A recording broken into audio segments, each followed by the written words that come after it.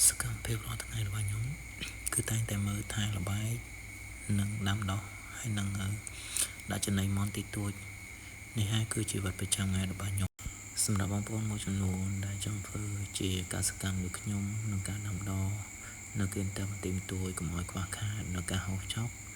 បងប្អូនត្រូវតែមើលថែទាំវាល្អហើយមុននឹងយើងដាំអីមួយយើងត្រូវតែ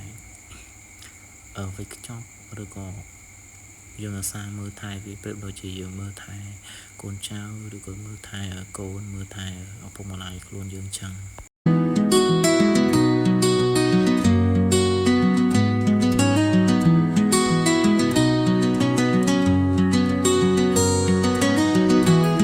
សម្រាប់បងប្អូនដែលតែងតែគាំទ្រនៅ channel របស់ខ្ញុំផ្ទាល់សូមបងប្អូនជួយចុច like ចុច comment ចុច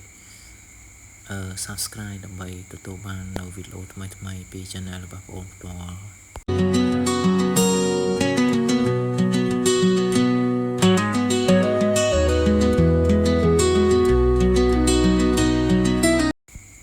សកម្មភាពប្រចាំថ្ងៃរបស់ខ្ញុំបន្តគឺខ្ញុំតែងតែមើលថែល្បែងមើលថែមន់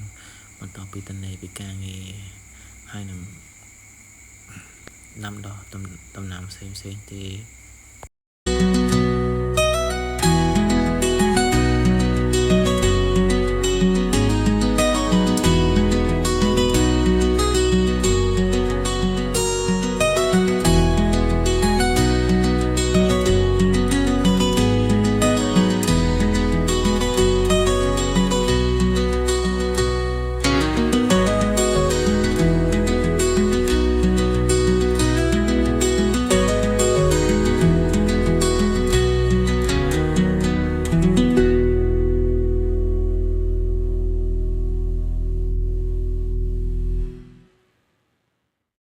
ជាចុងក្រោយក៏អរគុណដល់បងប្អូនដែលតែងតែតាមដាននៅ channel របស់ខ្ញុំផ្ទាល់